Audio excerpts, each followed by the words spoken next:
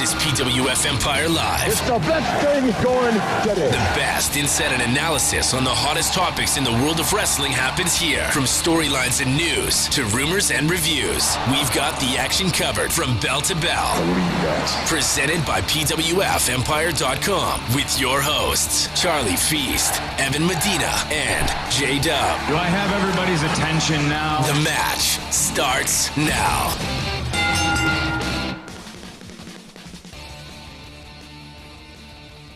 PWF Empire is live for our review of the biggest party of the summer. Thank you guys for tuning in to the show. About, I'd say 30 or 45 minutes ago, SummerSlam came to an end, and PWF Empire Live is right here, as I said, to review the show. Thank you guys for tuning in. I'm Jay, and I'm joined on the hosting panel tonight by Evan. How are you feeling tonight? Because I'm feeling all types of ways tonight. But what about you? Yeah, I'm feeling all over the place too. This was an interesting night for pro wrestling. I look forward to reviewing the whole damn thing with you here. Do you? I do. I don't care what. Well, I guess I look forward to reviewing it too. Oh yes, always. This is PWF Empire Live. This is what we are here to do. Hell yeah, man. Oh, speaking of reviews though, make sure you check out my NXT Takeover Brooklyn review. I posted on Twitter about how refreshing it was that we had a show that had two main events, and both of those main events, they were built up properly.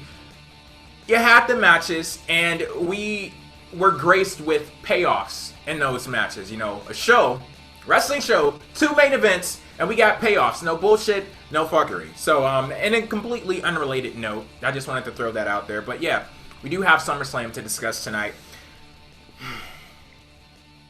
If you guys would like to discuss SummerSlam along with us, you could do so in the chat. If you're watching live on YouTube, you can also do so on the post on PWFempire.com and on Twitter with the hashtag PWFempire. Because, as always, the conversation continues on and off air. Let's go ahead and get that conversation started with the way in which SummerSlam got started. This was the opening contest of the match, opening contest of the night. It was Randy Orton versus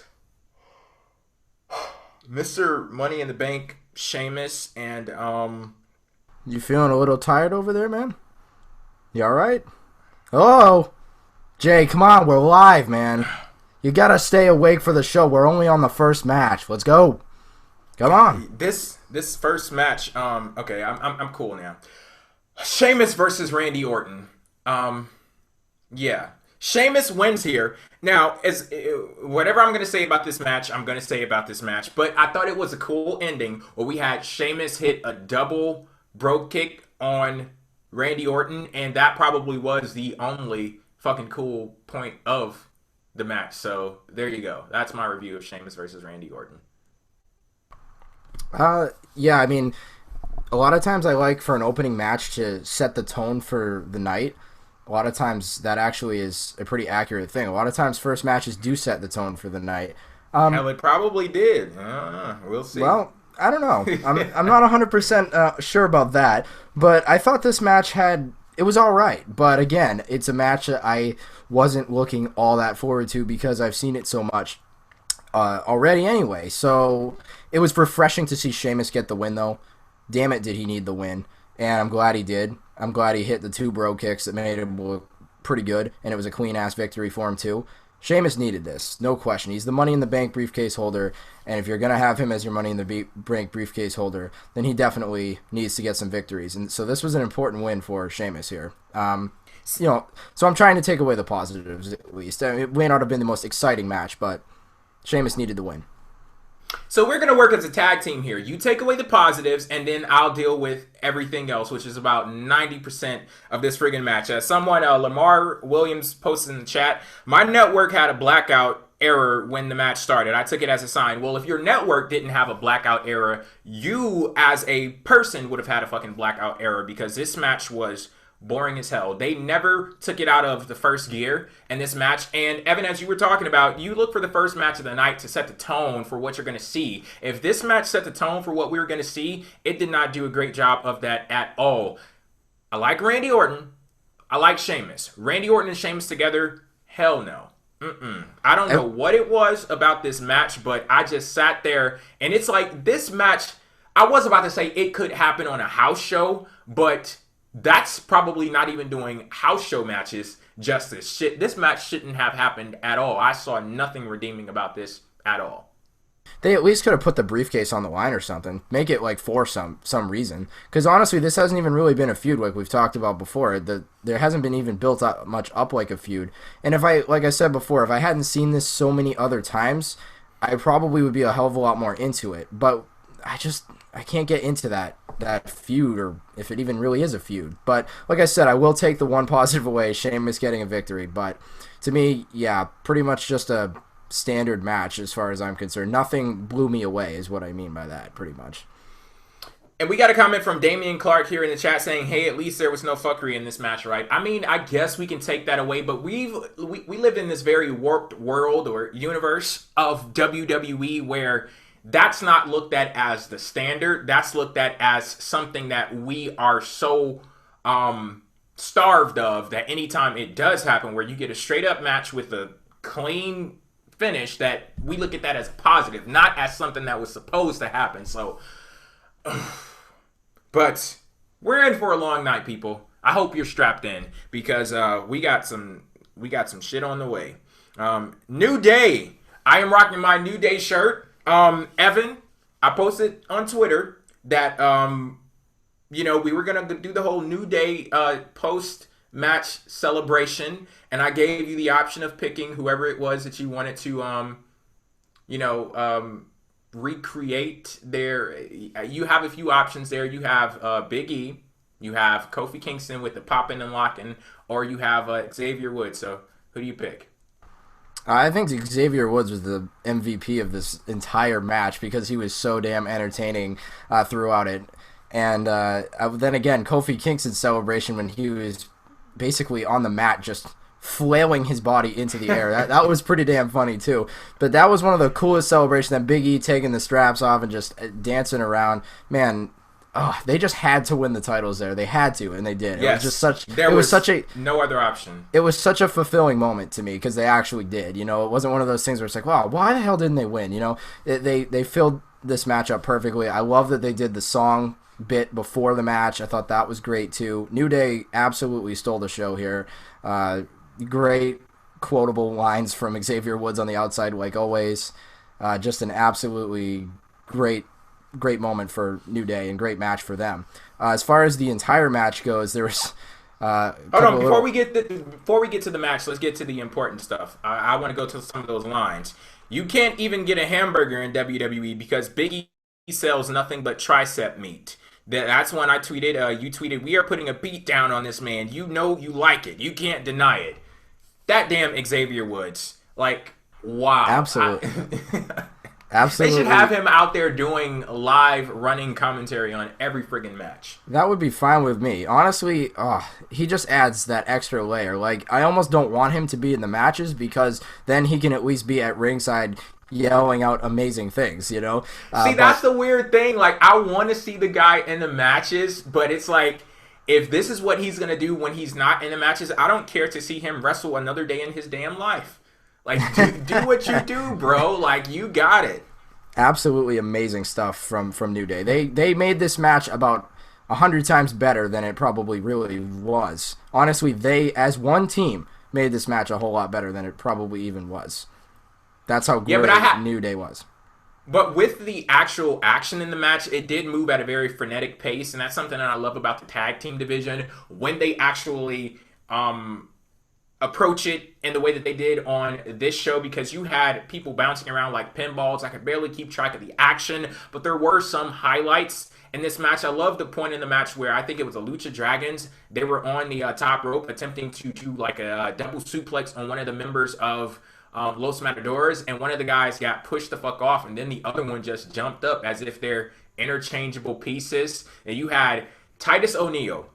Man, that damn Titus O'Neil. That guy has absolutely no technique, has no finesse in any way, shape, or form. He has a very ugly style in the ring, but it's so awesome. Like, I just sit there, and I love to see him toss people around. Like, not even a fucking move or anything like that. Just pick somebody up and toss them halfway across the damn ring, and I love it.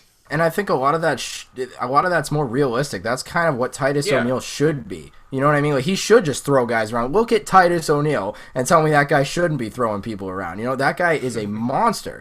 So he really was good in this match. I thought that one spot where one of the Matadores fell off and then the other one came up, that was so funny because you could see Kalisto throw his arms up in the air like, nice botch, buddy. There was a couple of botches. There was one with Sin Cara. I'm not surprised by that. Even if it is Unico. Of course. The Sin Cara name it's something in the mask. It is. It's the Sin Cara character just has something against it, I guess. But yeah, he was running outside to do a suicide dive, and I think there was supposed to be a drop kick hit on him or something. It just looked like a bunch of bodies flailing around on the outside. And then you had Big E also doing that suicide dive that scares the crap out of me because he's such a massive guy just running out of the. I'm like, oh god, someone's gonna die here. But it was enjoyable, even despite the botches and sometimes the it almost felt like a clusterfuck, but it was in a good way. You know, it was in a good way. It was an entertaining tag title match. That's kind of what you kind of expect out of a Fatal 4-Way tag match anyway. At least that's what I would expect out of it. So honestly, I enjoyed it, and New Day winning was necessary and thankfully happened.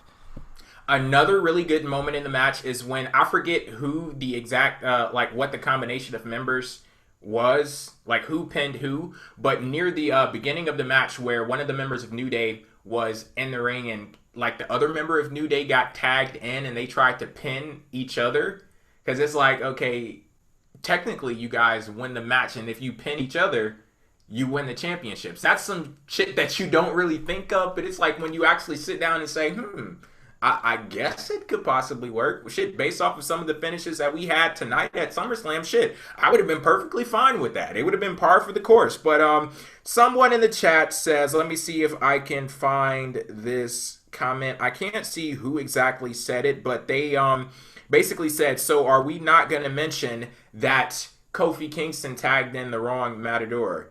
Or tagged the wrong Matador? No, we're not going to mention that at all.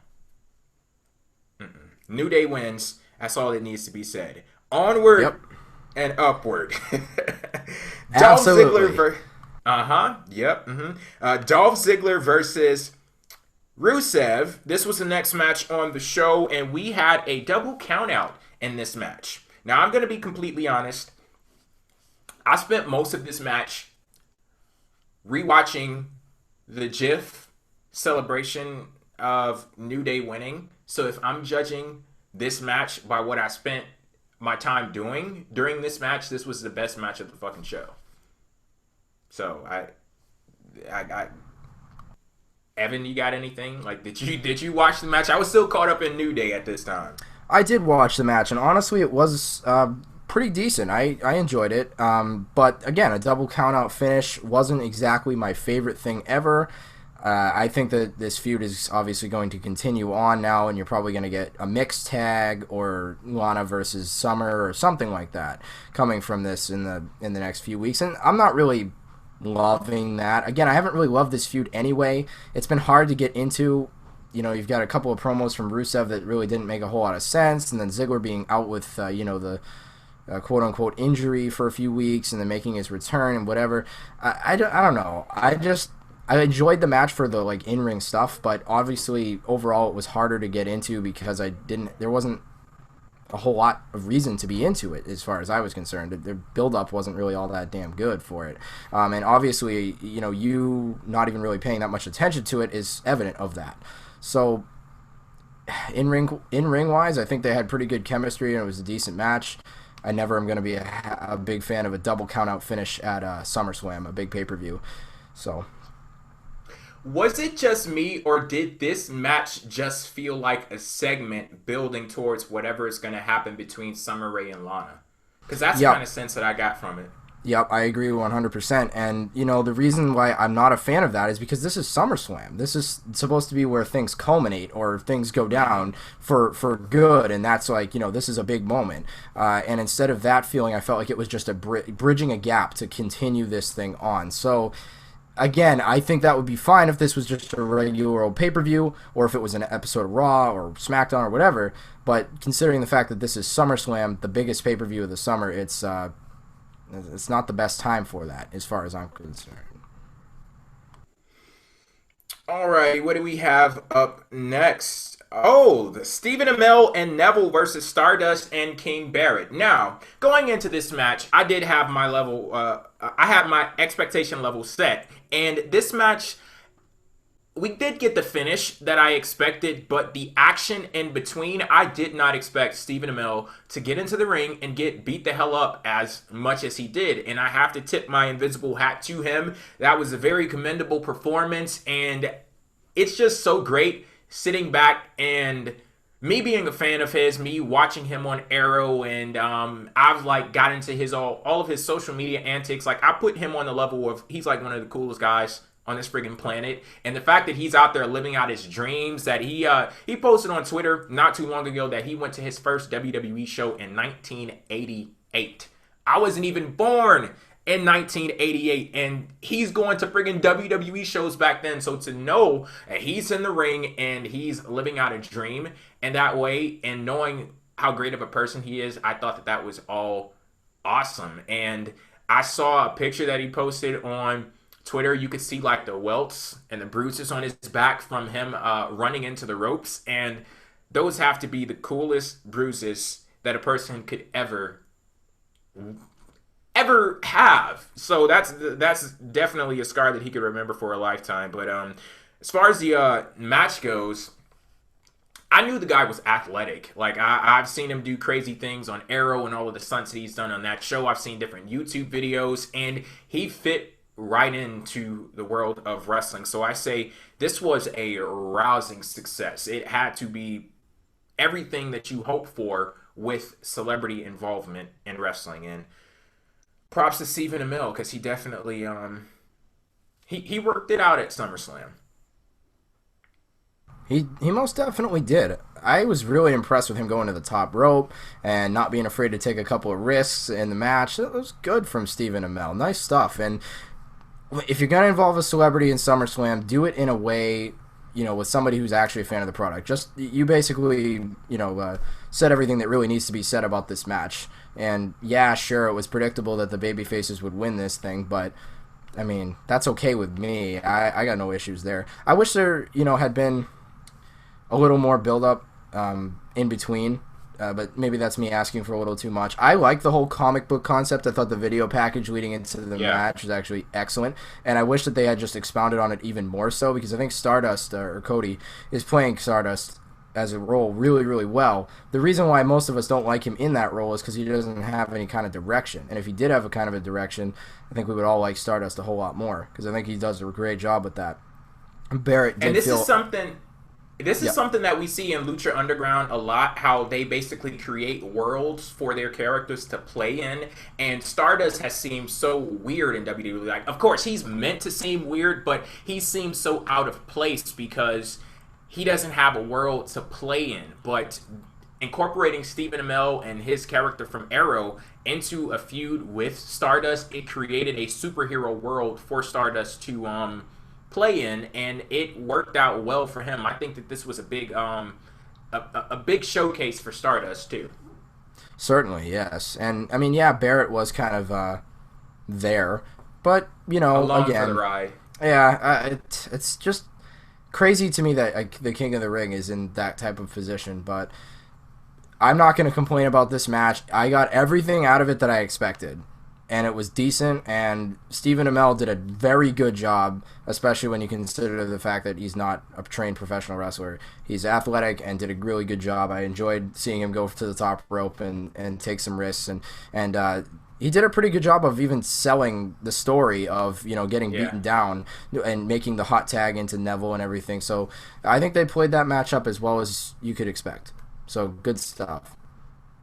And I also have to give props to Neville and the people who constructed this match, because Neville is the perfect person that you would want to put in a match like this, because the goal here is to bring all of Stephen Amell's fans into the WWE world and have them watch this match and want to watch Raw tomorrow, even if he's not going to be on the show, and watch the next episode and watch the next episode and possibly subscribe to the WWE Network and create new fans of wrestling. And I have to say, Stephen Amell, I'm not going to say he has a cult necessarily, but he has some very, very, very passionate and vocal fans, and they follow him wherever he goes. And I have a coworker, she's like obsessed with every single thing that he does, and she knows that I like wrestling. So she came into my office the other day, and we just sat there and had a long conversation about wrestling, because she's a fan of Stephen Amell, I'm a fan of wrestling. Those two worlds come together, and she was like, I have to watch SummerSlam on Sunday. She was like, it's not going to be enough for me to just watch a clip of it. I have to watch it live, and I have to see him perform. And to put someone like Neville in the match, and he's doing those flips and he's doing those kicks, and I even told her about the red arrow, and I told her about how awesome the move was. She was like, yeah, I gotta go check that out. And yeah, so that could possibly be a wrestling fan created right there because of his involvement, and that is literally the perfect situation that you want. And someone like Neville, that could possibly be the guy where they look at him and say, I want to watch and see what he does next week. So all around rousing success for this match, Stephen Amell and WWE. From here, we move on to Ryback and his Intercontinental Championship title defense versus the Big Show and the Miz. Now, Evan, I'm going to need you to contain your excitement here. Know you were really excited about this match going into SummerSlam, so do you need a little bit of time to like gather your thoughts or anything like that, or you got it?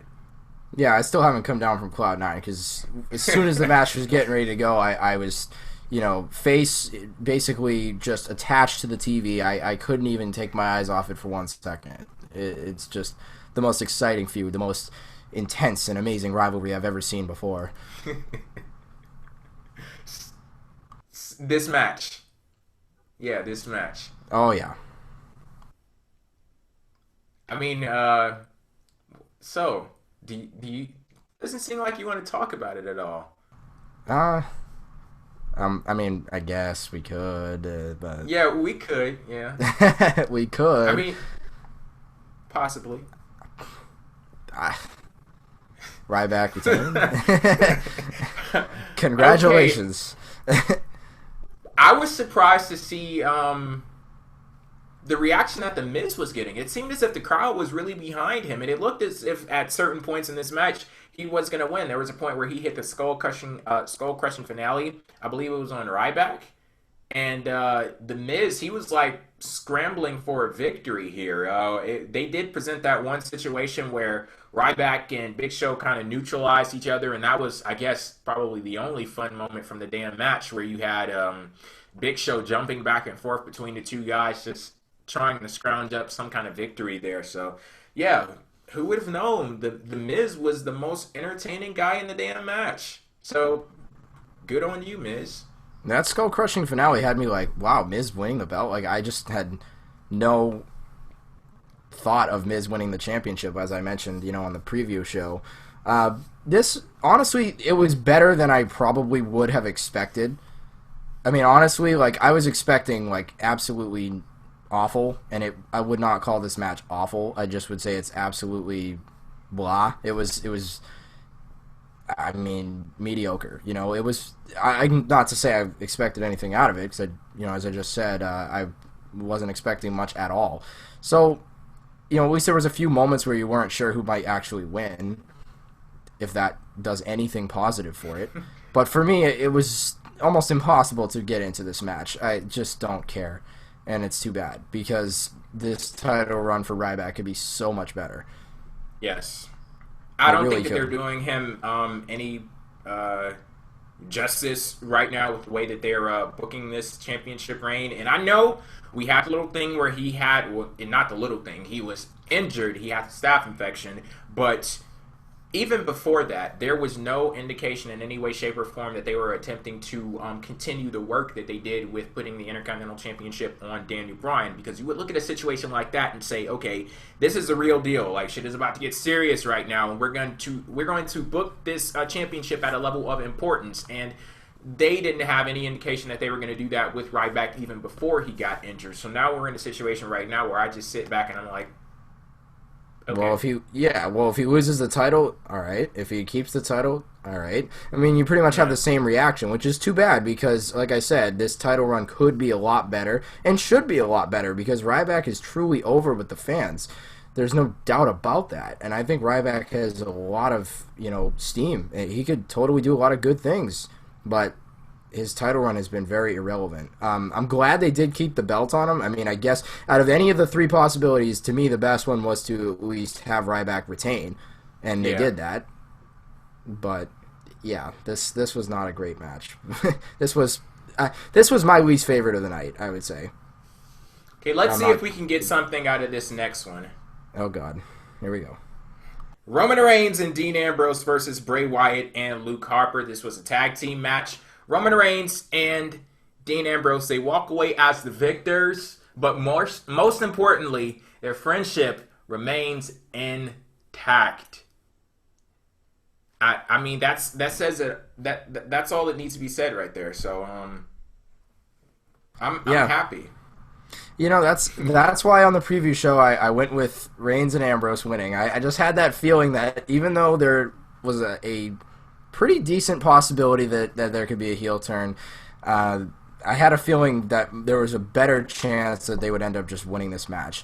And to me, I am disappointed that the Wyatts don't win because, again, that any kind of necessary momentum that could be there for the Wyatts is just not there. And I mean, honestly, Bray Wyatt's in a worse position now than he's ever been, and that's really, really a serious statement. I think Bray Wyatt's character is just on thin ice now. Like, I mean, how much longer can he go before we're just not ever going to take him seriously again?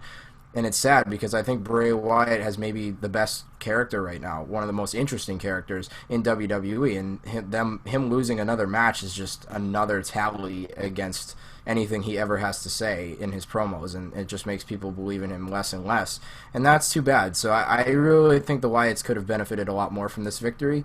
I will stick to that statement. I don't think this was a bad match. It kind of felt like a Raw tag main event more than a SummerSlam match. That's just my opinion. I'm not dissing the match and saying it was bad because some of those Raw tag main events are actually pretty damn good, and this one had some good moments within it. I thought it was hilarious when the crowd was chanting Roman sweeping, though, when Ambrose was getting beaten down toward the middle of the match. I thought the match did start off very hot, though, with Reigns and Ambrose on the offensive, and then the match turning into Wyatt's taking over, and so there were some good spots. This was an enjoyable match, don't get me wrong for a second. I just don't feel like it was SummerSlam level, and I think that the Wyatts would have benefited more from a win.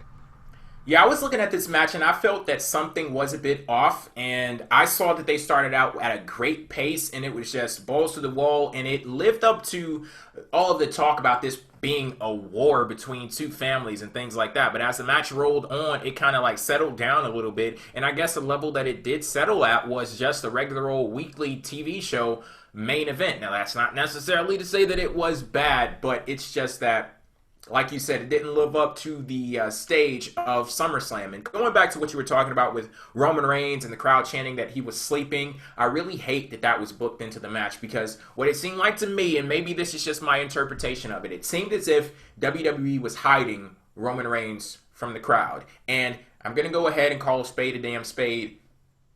Fuck them. Maybe not necessarily. I understand, my friend David, he was in the crowd, and Steven from PWF and Bar Live, he was in the crowd as well, so not them, but everybody else.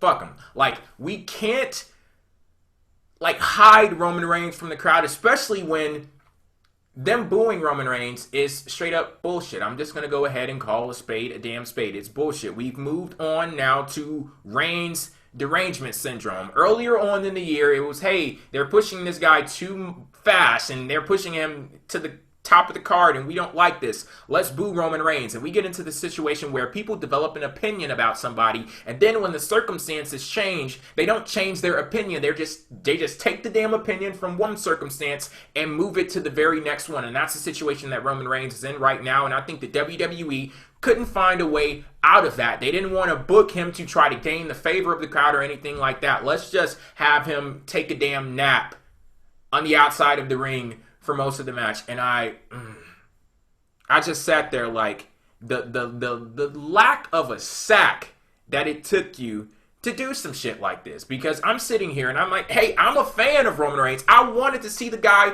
in the damn ring and involved in the fight, but for you to do something like that and kind of rob the people who actually do like him for the sake of the ones who don't, illogically, I thought it was stupid. See, I think Roman Reigns being down for some time is okay, but I think they really overdid it here. I mean, Ambrose, I just think that's the one part of the match that just absolutely dragged. Like, the rest of the match wasn't bad, like we already were talking about. But that one part just went on too long. So that's, again, the Roman sweeping thing never would have happened if it just didn't go on too long. So I think they just overdid that. And, Ambrose really, he needs to stop doing that, come back to the ropes to do the clothesline thing. However the hell you describe that. You know what I'm talking about? You're talking about that, like, he goes into the ropes and he does that little spin? Yeah, like he comes back, arches his body back. Yeah, I know what you're talking about. All of that shit is stupid. It is. He overdoes it. If it was when he was doing it once in a while, it was awesome. I actually think it was a great asset to his character. And this is not a knock on Dean Ambrose, because he's one of my favorites. But I think he overdoes that. He really, really overdoes it. It's done too much now in his matches, and it honestly just makes everything feel kind of repetitive. So I think that's one thing that needs to change about Ambrose. Okay, from there we move on to the missing piece of the Shield, Seth Rollins. He was going into this match defending his WWE World Heavyweight Championship. John Cena was going into this match defending his United States Championship and also the honor of WWE, as far as I was concerned. But we get this match, and Seth Rollins, he came out with his new attire. Then the match goes on, and we get interference. At the end of the match, Jon Stewart, of all people, the host of SummerSlam 2015, interfering on behalf of Seth Rollins. He hits John Cena with a chair. He places a chair down for Seth Rollins to pedigree John Cena on, and Seth Rollins pins John Cena. And Seth Rollins is still your WWE World Heavyweight Champion and now the new United States Champion. Go ahead and take this away, Evan. Oh, man. The mixed opinions on this one are going to be interesting, I feel. Maybe everyone will feel the same. I don't know. But, okay. First of all, the in-ring quality of this match was freaking amazing. This was a very good match, and Seth Rollins was a shining star, and it wasn't just the damn pants. He was a shining star in this match. I think that was as soon as he was doing the couple of suicide dives and a flip over the top, I'm like, this is the Seth Rollins that I know and love. But as far as in-ring quality goes, this match was great. That finish, though, is basically the way that I take it away. That finish, though, was just Jon Stewart getting involved. It just, to me, it felt like such a paper moment. It just was like, are you kidding me right now? Like, Stewart coming in and weakly hitting Cena in the stomach with a chair. It almost looked like Cena was like telling him, hit me. You know, he sold it after he even got hit. Like, he sold it so he oversold the chair to the midsection, first off. And it was very obvious Stewart was going to turn on Cena and end up hitting him instead of Rollins. It was so obvious because he literally started to go and do it and realized Cena wasn't ready yet. So then he had to go pretend he was going to hit Rollins again and then come back to Cena. That was a horrific finish, in my opinion. Yeah, like, why would you even toy with the idea of hitting John Cena? Like, where the fuck did that even come from? Like, he went to Seth... He telegraphed it a mile away. Yeah, like, you could see you knew that he was going to end up hitting Cena. Like, he went to Rollins, went to Cena, went to Rollins, went to Cena. I'm like, come on, we know what he's going to do. He's going to do the regular old, unexpected chair shot. And it was a weak-ass chair shot. I'm not saying I expect Jon Stewart to be able to do it very well, because it's, your host, Jon Stewart. But that just proves that much more why he didn't belong in this spot. Helping Seth Rollins win. What in the world was that? That was absolutely, like, we talked about Stephen Amell being such a well-placed celebrity, with what he was doing. This is about the other way around. And like, why did Stewart have to be involved in this? Okay, he had an opening segment tonight, he had a backstage segment with Heyman, all that other good stuff. But why did he have to be involved in this world title match? Because honestly, this was a classic match. It was excellent quality, start to finish. I enjoyed everything I saw until the ref took that damn bump. Then I said, oh no, here we go. And honestly, I thought Cena was going to kick out after the pedigree, because it took enough time for the ref to get back in the ring. I'm like, maybe Cena's going to kick out, but when Rollins had both legs hooked, I'm like, I'm not so sure. This is going to be interesting. Rollins winning, I don't have a problem with, really, and I know Jay may have more of a problem with this, and I will totally... I will let you stand... Yeah. You will stand on your soapbox, and you can say anything you want, but I am okay 100% with Seth Rollins winning. I just think this is not the way you have Seth Rollins win. If you want, again, it's cementing the fact that it takes other things for Seth Rollins to win, even though throughout this entire match he stood toe-to-toe as even as hell with John Cena, even hitting his own finisher on him, the attitude adjustment. Seth Rollins looked strong all match, and then all of a sudden at the end, we need to have Jon Stewart, of all people, hit Cena with a chair. You would think Cena, by that point in time, considering how slow Stewart was to get the chair to him, would have been able to stop that. Because it just, to me, felt like Cena went from Super Cena to, like, regular Cena for a second. Like, now he's just a regular guy, which is just weird to me. Maybe the chair was made out of kryptonite. I don't know. Maybe it was. That was a pretty good one, man. But, this finish really ruined what was otherwise an amazing match. So I'm not going to say that it was all bad, because the match was very enjoyable and there were some great spots throughout it, no question. And I'm not upset with Seth Rollins winning. In fact, I'd rather have Seth Rollins win over John Cena, just because I'm so damn tired of John Cena being world champion. I don't mean to sound cliche, but I really... I think I'm not trying to speak for everyone, but I speak for a lot of people when I say I don't want to see more of the same and, Cena wins LOL type of moment. And it was good to not have that, but this finish was so piss poor, in my opinion, that it really, really ruined what was otherwise a great match. Okay, so here's the thing. I was sitting back and I was watching this match and I was thinking to myself, this is the Seth Rollins that I want to see.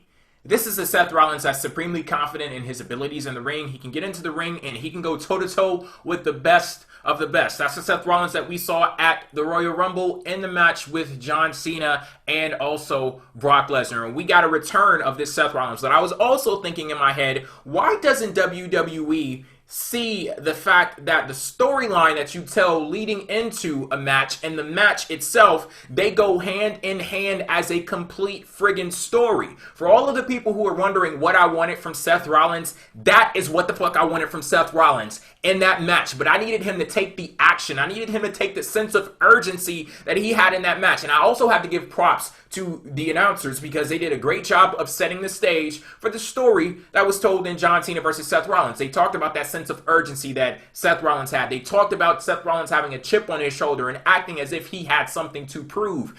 That's what I wanted to see from Seth Rollins. I wanted to see him take the action that he had in the match tonight and communicate that verbally over the past few weeks leading into this match. But he was the same delusional idiot asshole that he has been for the last few months. Incompetent, delusional, idiot asshole, where he can't even wipe his own ass without getting a pep talk from Triple H first. I was glad to see that Seth Rollins had taken a back seat, even though that's not the Seth Rollins that we saw in promos, but we finally got the Seth Rollins who got into the ring, and this guy was like, damn it, this guy is trying to outshine me with a lower tier championship. I need to pull out every single thing out of the bag to defeat John Cena, and establish my dominance over WWE, establish the fact that I'm the number one guy in this company. And when he pulled out every single thing that he had in his arsenal, still at the end of the damn day, he couldn't even get the job done. We had to bring in a fucking celebrity just to have Seth Rollins win. And people sit there and they say Seth Rollins is great. And I know JBL is going to do the same bullshit that he did already. What did Seth Rollins have to do with that? What did Seth Rollins have to do? Did he orchestrate the attack on John Cena? Did he put that together in his own mind? I wouldn't believe so, because so much shit has happened with Seth Rollins. It didn't have anything to do with his strategy, doesn't have anything to do with his intelligence, doesn't have anything to do with his character at all. And I sit here and I feel deflated. I feel empty because I watch this match and I know how great Seth Rollins is in the ring, and it pains me every single time I have to say his character is pure dog shit, because I see how great he is in the ring, but I also see how WWE's dumbass booking invalidates his in-ring ability. You could sit there and you could have had the exact same match that we had Seth Rollins versus Brock Lesnar, where he got tossed around the fucking ring for 99% of the match and then the bullshit ending. You could have done that exact same thing in this match and had the exact same finish here, because what he did in the ring did not matter at all. You just have somebody jump into the ring, hit John Cena with a chair, pedigree him on the chair, and then that's where you get the win. It really pisses me off seeing what Seth Rollins has become in WWE, and it pisses me off the fact that I have to sit here and say that I didn't want to see him win the WWE World Heavyweight Championship. I didn't want to see him win the United States Champion. Now we have a weak-ass guy who's standing as a dual champion right now in WWE.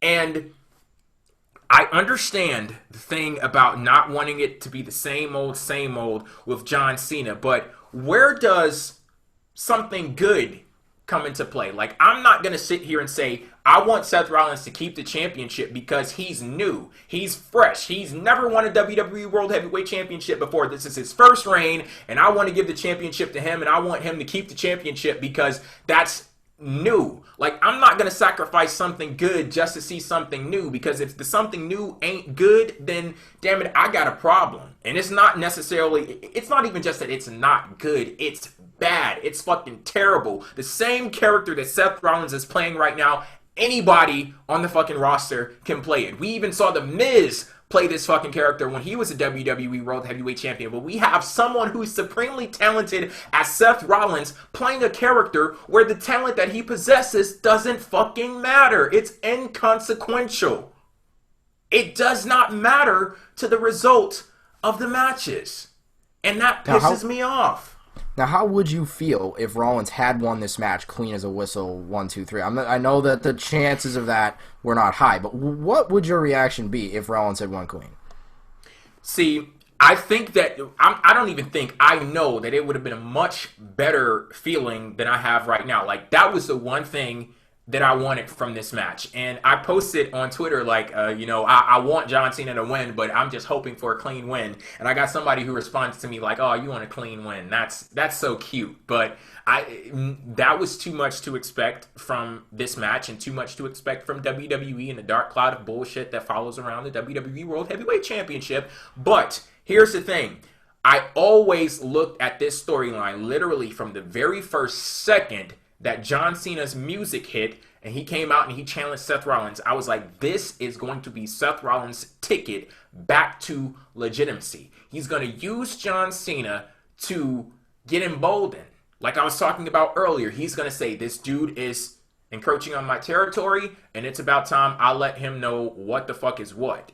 I'm not just the future of WWE, I'm the present. I'm the number one guy, and that championship right there says I'm the number one guy, and I'm going to go out there and fight like I'm the number one guy, and I'm going to kick your ass. So if that's a story that I saw initially, I would have been perfectly fine. I would have been fine if Seth Rollins got in there and beat John Cena. Maybe maybe it's like a hindsight is 20/20 type thing, and maybe if he actually did, I would have complained about it, but there's no way in hell I would feel as much rage as I do right now if he had actually got in there with the performance that he delivered at SummerSlam and beat John Cena. I would have been fine with that. Because his performance, no question, was good enough to have beaten John Cena. Like, he performed as well as anybody you could ever ask anybody to perform. I thought Seth Rollins, well, like I said, he was a shining bright star in that match. Absolutely great performance from that guy. But what bothers me, I think, the most is that we can't have a clean finish even at SummerSlam. Like, even at big events, you can't have clean finishes. And I understand that at WrestleMania, there wasn't a clean finish, but the way that that was executed was better because it was a Money in the Bank briefcase cash-in, and there was no celebrity involvement or anybody else. They didn't have to have some third party come in, and you know what I mean? So Seth Rollins went out there by himself, cashed in his briefcase, middle of the world title match. You didn't expect it, and it happened, and it was awesome. Things like that are cool. You can have non-clean finishes, and it can work. I wouldn't have even minded if Seth Rollins used a heel tactic to beat John Cena here in this match. Yes, and that's my thing, because, yeah, exactly. That is the key phrase right there, on his own. That is what I'm asking for from Seth Rollins. I'm asking for him to do some shit on his own. I'm tired of being lied to every time some shit happens by chance or by luck. For example, a few months ago when the Authority, when they orchestrated the attack on Brock Lesnar, that had absolutely nothing whatsoever to do with Seth Rollins. That was not Seth Rollins doing shit. If anything, Kane was the one calling the shots in that situation. Then you had what happened at Battleground. That didn't have shit to do with Seth Rollins. That was Undertaker interfering. I want Seth Rollins to do something on his own. And I saw somebody post in the chat, well, I didn't have any problems with the ending of the match because, remember, Seth Rollins is a heel. I get it. I have been watching wrestling for 16 years. I know what a heel is. I get it. I want Seth Rollins to do something on his own. If you want me to believe that this guy is a damn architect, that he's so smart, he's intelligent in the way that he utilizes his strategy, he's telling the story that he used the Shield to make his way to the top of WWE, and then he turned on them when it was convenient for him, did all of this shit. Like, what I want to see from Seth Rollins, I want to see you win a match on your fucking own. It doesn't even necessarily have to be a clean victory. Do something on your own. Let the story that they are attempting to tell us match with the character in the match. Yeah, exactly, because, the story that we have is that Seth Rollins has no J&J and no Kane, nobody to turn to, nobody to go to, Triple H and Stephanie telling him he has to, get this job done. And he still doesn't get the job done. Last month at Battleground, you have Undertaker, again, by luck, by chance, Undertaker happens to want to get his revenge on Brock Lesnar, so Rollins hangs on to the belt. And now here tonight, you have Jon Stewart in the building, and he just happens to decide that he wants to love the guy that he was feuding with earlier in the year and, hit Cena with the chair. So what was otherwise an amazing match got seriously hurt by this finish, seriously hurt. And Again, I think that was something that those who, have disagreed with us over the course of time, because you and I have always been on the same page. I know Steven has had a different opinion, and it would be good to have him here to kind of get everybody's overall rounded out opinion on this whole thing. But, the reason why Seth Rollins' title run can't be taken seriously is because he can't do anything on his own. There have always been good heels who have been able to use heel tactics to win matches, but yet they've done it on their own accord. This is the architect. He should be able to go out there and pull out all the stops and have his own heel tactics to win. He shouldn't need Jon Stewart to hit a guy in the stomach with a chair, weekly, I might add. That's where the problem lies with this whole thing. And it's too bad because, again, John Cena isn't the problem, and that, isn't what I was saying before anyway. What I was saying was if John Cena had won, it would have been the same old. But this type of finish is even worse, in all honesty. This is the worst thing you could have really gotten out of it. But, again, I cannot discount the fact that, and you may, Jay, but I do not discount the fact that this match was excellent beforehand, and it does deserve credit for being a great match, but the finish severely hurts it. That's really the overall, as far as I'm concerned. Yeah, I'm not going to discount that either. That makes the whole damn situation worse, because I feel like Charlie Brown and fucking Lucy with the football. Like, here, Jay, this is what you wanted? Psych! Next match. This was the 3-team elimination match featuring the Divas. It was Team Bella versus Team Bad versus Team PCB. Which team won? Was it Team PCB? Yes, Team PCB were the winners. I remember this. We had Becky Lynch hitting, I believe it was Brie Bella with a Bexplex. She pins, and that was the last elimination in the match. Previously, Team Bad, they were eliminated. And yeah, this match wasn't as bad as I thought it was going to be. But if I'm looking for a revolution out of the Divas, especially on this weekend of wrestling, I'm looking elsewhere. Watch last night's match and then watch this, and That'll tell you the level of seriousness WWE's main roster has with this Divas Revolution. Oh, man, I have to give a quick shout-out for how great Sasha and Bayley was. That was a 5-star women's match. One of the best women's matches I've ever seen, if not the 5-star match. No question, a 5-star match. Absolutely. As good as you could ever ask for. Great storytelling, great match, great everything. That deserves a piece of praise here on this show.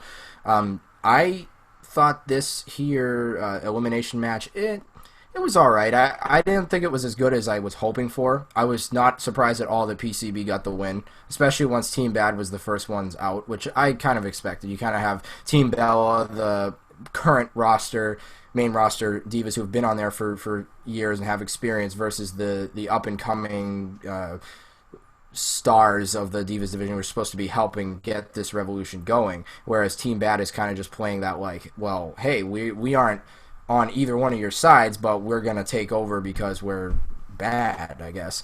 Again, the storytelling to this whole thing hasn't been as good as I've ever would have wanted it, but I did look forward to the match. It was all right. The correct team, I think, went over in the end. I don't think the Bellas needed a win here because they've been in control of the Divas division for the last, year.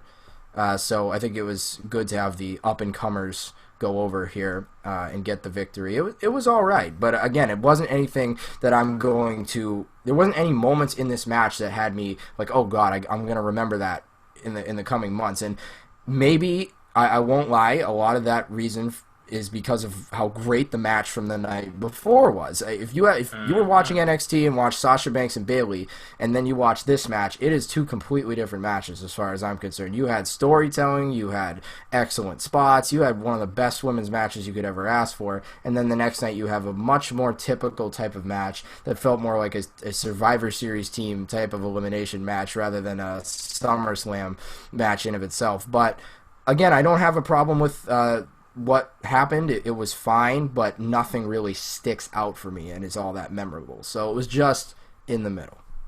One thing sticks out for me, that damn Alabama slam that Nikki hit Paige with on the outside of the ring. I hope she's okay, because this is the same comment that I made from last night's match with Bayley and Sasha Banks. There was one very scary moment in that match too, and I was like, okay, what they're doing right now, either they are some amazing actresses and they, have A+ selling, or they look really hurt. Like from that point on, it was a little extended portion of the match where Paige was getting nothing but beaten down, and I don't know. Like I said, I just hope she's not hurt, like seriously hurt from that moment. But this match overall, it was a little disjointed, and that's what you can expect from these multiple diva matches like this. I just felt like they were just doing things to do things to, I guess, for a highlight package.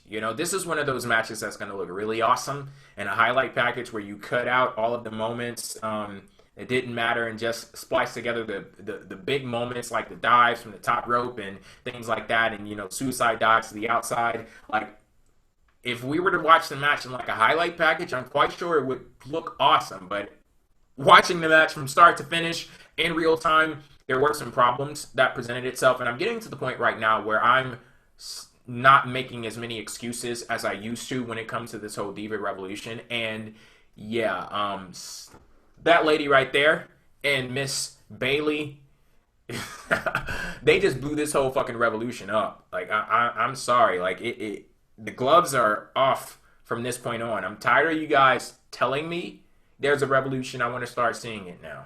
Yeah, you gotta show us, not tell us, and that's, I think, the biggest key. And I think a lot of the storytelling that could come from this is where that all begins. I think there has been such a lack of storytelling in this whole thing. There's been some good and enjoyable matches on Raw, and this match here got more time and felt like it had some importance to it, but really, what was on the line besides bragging rights? It really wasn't. JBL told us on Monday the match didn't mean anything.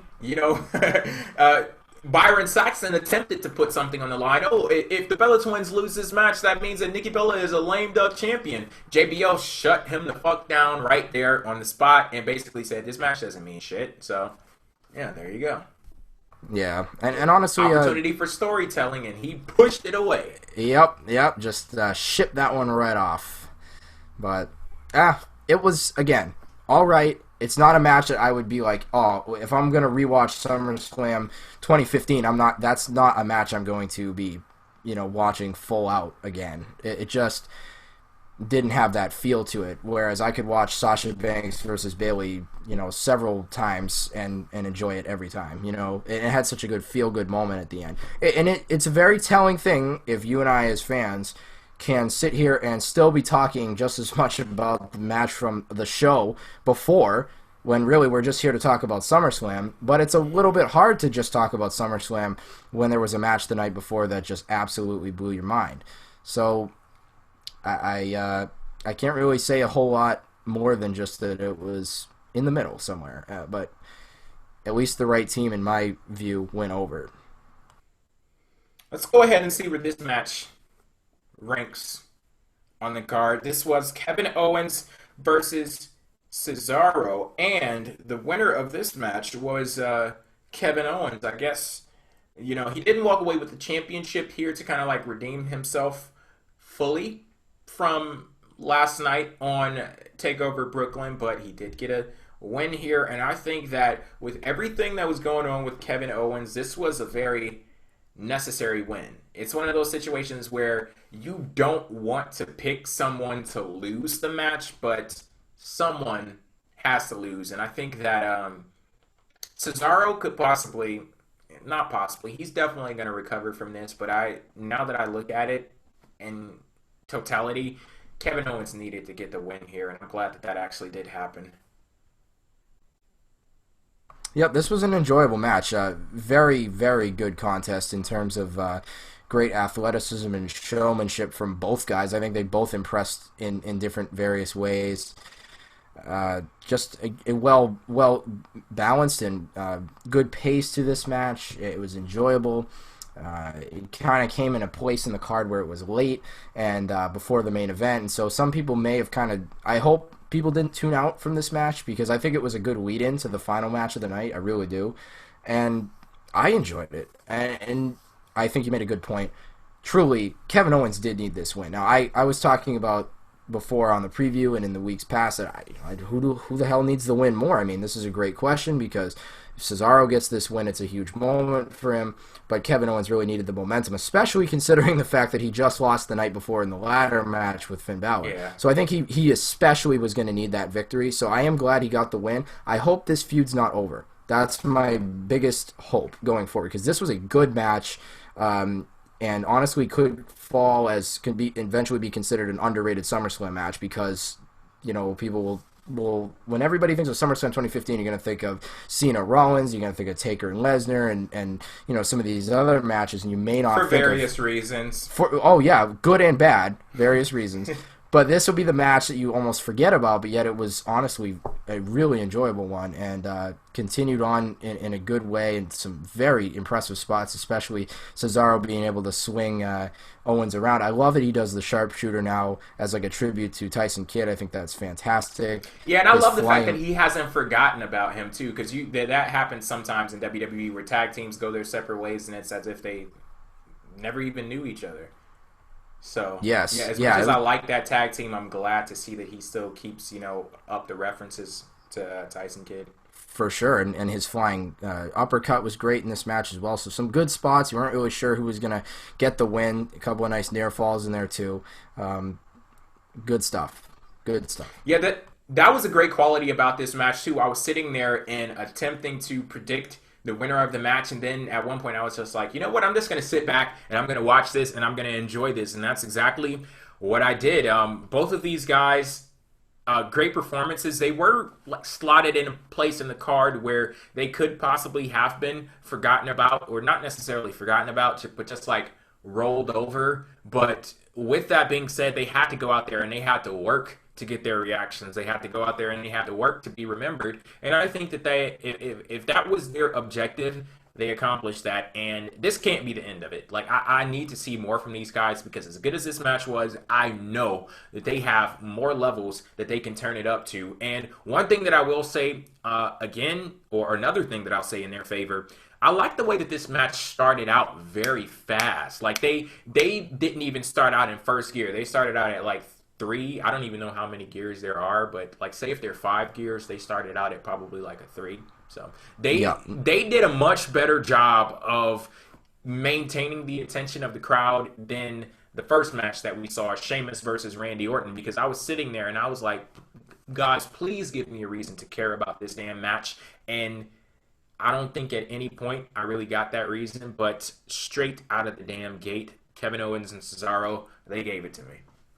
They sure did. That was a great way to get this match going, no question. I can't help but say the highest of praises, and I shout out to Justin in the chat and said this is like an NXT takeover match, and that's the highest of compliments. It really is. At this rate and at this point in time, it did feel like it almost belonged on a show like that, because it was just very good in-ring quality. I would like to just point out what you just said.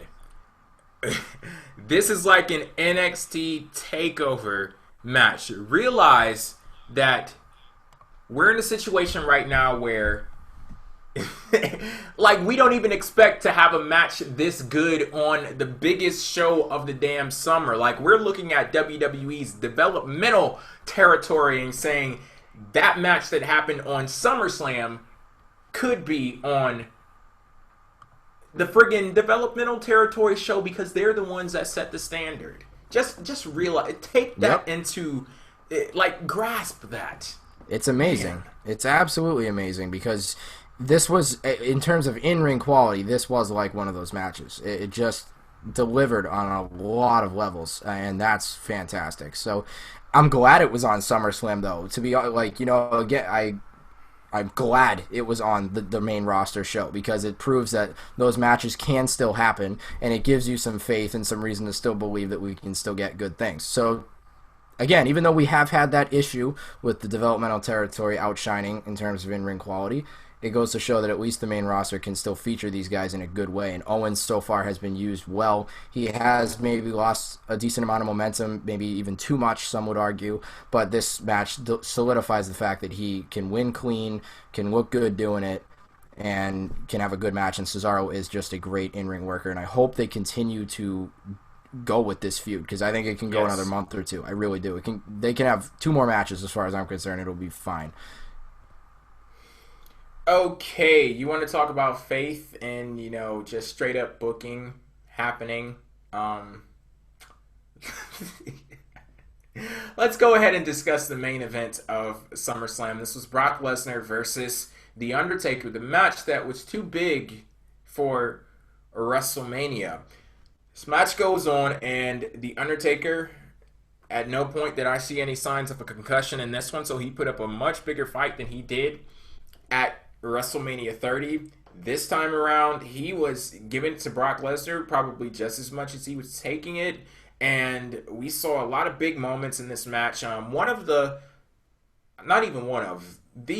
biggest moment of the match comes at the end of the match, and if I remember correctly, The Undertaker was in the Kimura lock.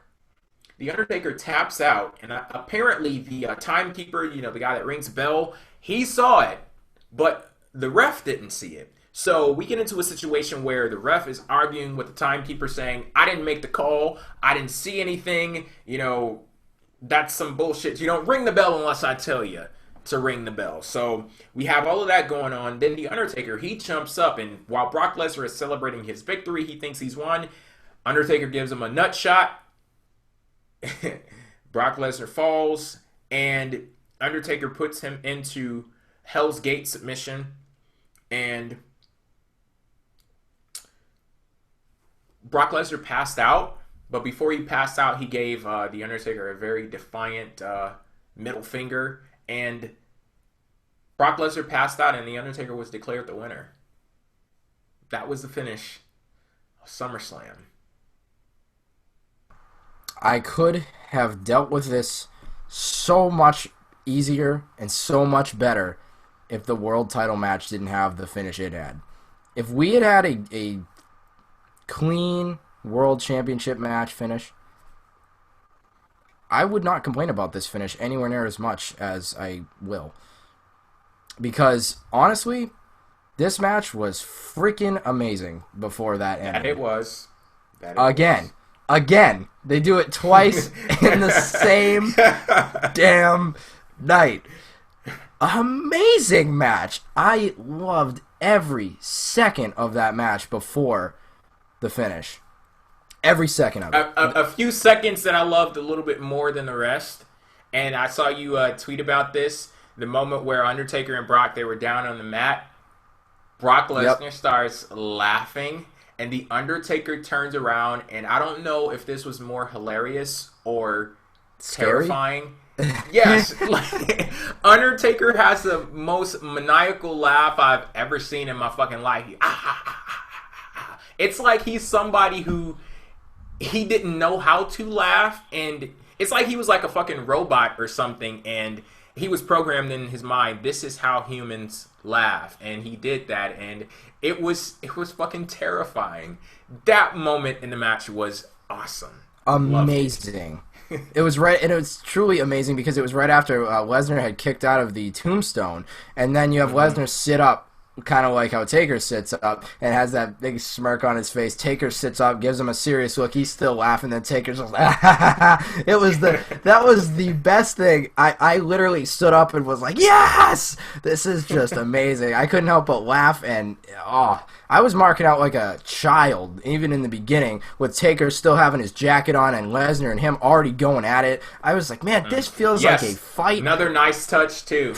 God, was that good. And, man, you know, it's funny because on the preview show I had seen that somebody had said that, almost like insinuated that I had been saying that Undertaker was a bad wrestler or something like that. And I don't know when I ever had said that, but if that was something that I did say or alluded to, then my bad, because I never have said anything poor about Undertaker. The only thing I ever said was that him and Brock Lesnar's match at WrestleMania 30 was not very good. And I understand he had a concussion, and that's the reason for why it wasn't anywhere near as good as it would have been, because I think this match was proof of how good these two guys could go at it if they're both 100%.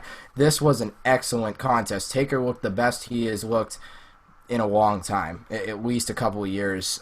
This is the best I've seen out of Undertaker, and he had a damn good guy to work with here in Brock Lesnar. A great match that told a very good story, but then I'm waiting on that ending. However. Where's the however? Oh, God, but that ending, though.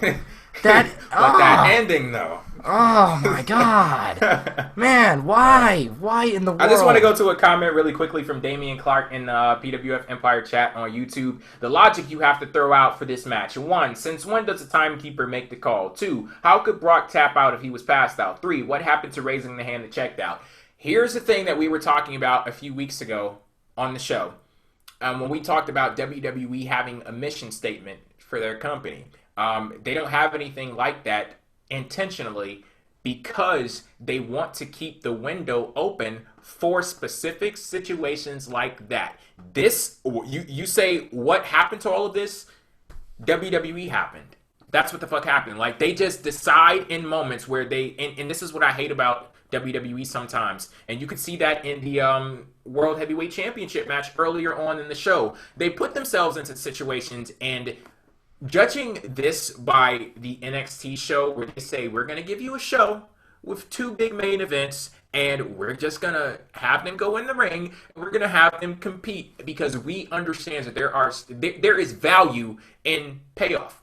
Just 2 people getting into the ring, 2 people fighting, and one of those people winning the damn match. They see value in that. On the main roster, you get into situations where it's like, how do we work ourselves out of this situation? How do we plant seeds for another show by giving you a fuck finish on this show? You're not rewarded for spending time watching and investing in the stories or anything like that. And this is the type of shit that they do. They keep that window open so they can do fuck finishes like they did in the World Championship match, like they did in this match here. That's just the thing. Like, you're not rewarded for looking at this from a logical perspective. But 100%. 100%. Yep. It's again, as I said when I first was starting to talk about this whole thing, I would have so much less to say when it comes to a complaint if I wasn't already given the shit-tastic finish we got to Cena and Rollins. Because again, both of these matches were excellent quality, and I will never take that away from this match. This was way better than I was even expecting. I was like, all right, it should be a decent match, even though I never thought that the story needed a redemption angle to it and whatever. I had no doubts that this could at least be a pretty enjoyable match, even if I was saying to myself, I don't know how much I really want it or care for it.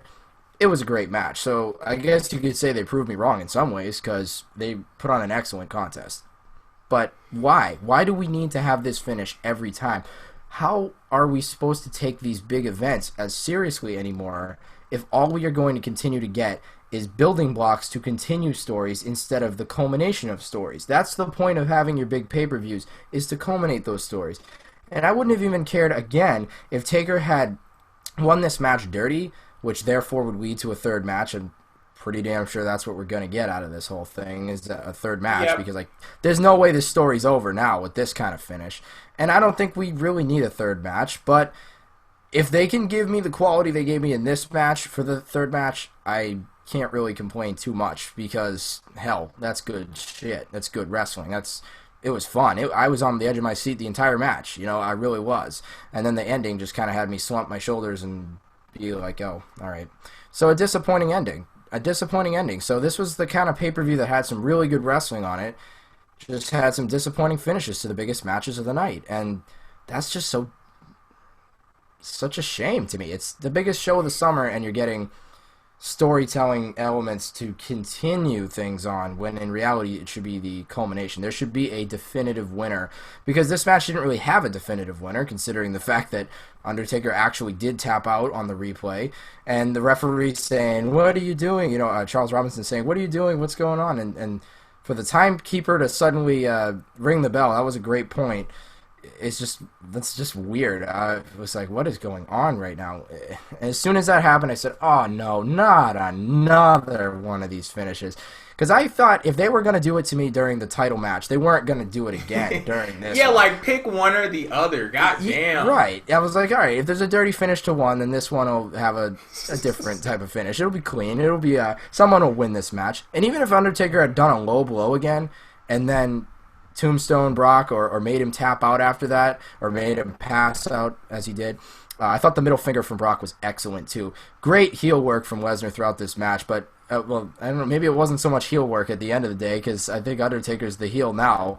I have no problem with Taker being a heel or even low blowing Lesnar to get the victory. I don't really have a problem with any of that. I just think the way they went about it was just and the only reason I would complain so much about this type of finish is because I had already seen it earlier in the night. If I didn't get that earlier in the title match, I wouldn't have these things to say. I would be a lot more okay with it. And I'm not against a third match between them if we're going to get this type of quality again. If these guys are at 100%, they can give me another match like this, I will look forward to it, because this was an excellent wrestling match until that finish. I want to go to a few tweets that I'm seeing on the PWF Empire tag on Twitter. SummerSlam ends like a bad drug deal in Brooklyn, with yelling, confusion, and the feeling of being screwed. That's from Ed Wilson. Nice little setup there. That's interesting. It's obvious that WWE is setting up for WrestleMania in Dallas for Brock Taker 3. That's from PJ. Have Fido and Fight awful. The ending completely ruined the whole show for me. Cena / Seth, KO, Cesaro were amazing though. Austin says, I just want one motherfucking clean finish to one motherfucking main event pay-per-view match. Well, we did get 2 this year, but out of how many pay-per-views have we had this year? Out of all of the shows that we've had, including Elimination Chamber, 2.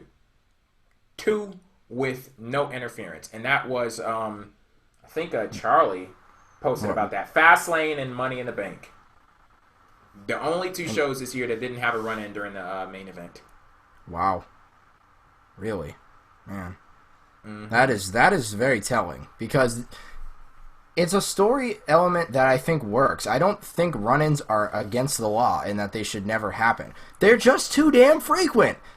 Here's the thing. They're not against the law, but they shouldn't be the motherfucking law. Exactly. That's the problem. Like, WWE goes to it far too frequently, and it gets to the point where I'm just sitting there and I'm waiting for it to happen. It's like I can't even get invested in the match. And I want to go over, I'm about to go to see all of the main events that WWE has had over the year 2015 and see if I can point out all of the bullshit and fuckery. And honestly, we have had so many times on this show over the course of this year, so many times we have had that discussion about why are we at a point in time where we now have to expect dirty finishes when those were supposed to be surprises. They used to happen as surprises. That's how it always was. That, like, when there's an interference or a run, and you're supposed to say, oh my god, wow. Now you're like, oh, who's it going to be this time? That's not how you should be feeling. What's the point of a singles match if there's almost guaranteed going to be some type of interference that either costs somebody the match or changes the, outcome or whatever? That happening every now and then, I don't have any problem with. Again, I like the interference spot every now and then. I think it's a good storytelling element. But, when you're at Big 4 pay-per-views, I don't think it needs to happen very often at all. And again, I could have maybe even accepted it once tonight, but with both of the biggest matches having that type of weird finish, a run-in or something weird to it. Now, I don't mean just run-ins, because the Undertaker's finish wasn't exactly a run-in or anything, but it was a weird way of ending a match. So I just want to see it a lot less often. I don't mind seeing it. Yeah, we should say dumb shit. Yeah. Yeah, just dumb shit, Yeah. 2 main events this year that didn't feature dumb shit. So let's go ahead. January, the Royal Rumble. We all know the shit that happened at the end of that show. I don't think we need to relive that. Fastlane, Roman Reigns versus Daniel Bryan. Straight up match. One of my favorite matches of the year. WrestleMania, we had Seth Rollins in there. Extreme Rules, that was with the cage match, right? The cage match that was supposed to keep people out of the cage, but then you needed Kane as the gatekeeper to reinforce the fact that we need to keep people out of the cage, but he was the one interfering in the damn match. Whatever. Payback, you had the Authority interfering in that one. Elimination Chamber, once again, I believe the Authority interfered in that one. Money in the Bank didn't get any interference there. Battleground, you had the Undertaker, and tonight you got this bullshit. Your overall thoughts on SummerSlam? I would say that this was the good, the bad, and the ugly. This show had a mixed bag for me. I liked a lot of the wrestling. So from a wrestling in-ring standpoint, SummerSlam was a great show. The finishes and the fuckery and the BS doesn't help SummerSlam. That just, to me, kind of takes it down a few pegs. I think the tone wasn't set very well by the opening match. I think that is important, and I think Sheamus and Orton did not kick the show off in the correct way, even though, there was a positive take from it. Tag title match was very fun for New Day. I wasn't a fan of the double countout for Rusev and Ziggler. Another match that kind of had a, whatever type of finish to it. Again, this is SummerSlam. This isn't just some pay-per-view that you throw in the middle of the year or, whatever like that. That's where you expect these types of finishes, not at SummerSlam. This isn't where you think 3 different matches would have a weird finish like that. I think Steve and Amell performed very well, and that was enjoyable. The IC title match was, okay.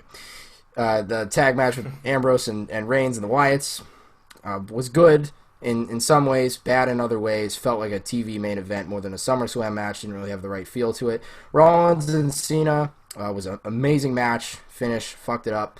Divas match, it was alright, but got highly outshined by the match from the night before.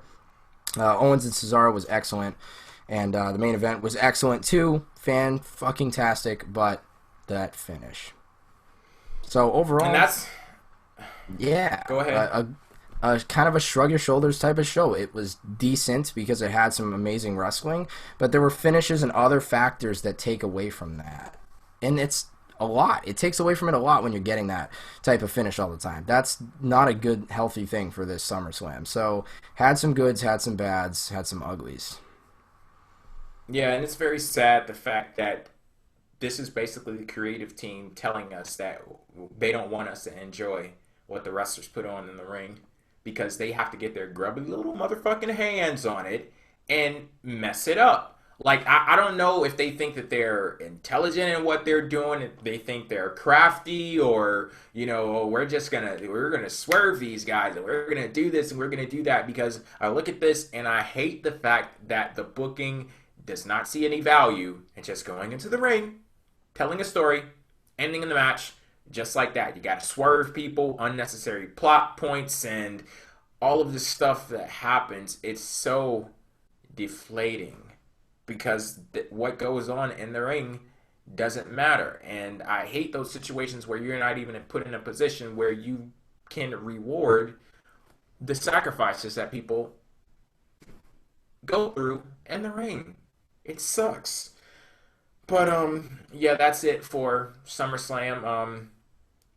There was another show that happened this weekend, and I got to give major props to NXT, the team over there. You guys did a fucking phenomenal job with TakeOver Brooklyn. If you did not check out my review of that show, you can do so on pwfempire.com. We got a lot of other great stuff on the website as well. And we will be seeing you back here on Wednesday, 9 p.m. Eastern Time, pwfempire.com. Until then, catch you later. Peace.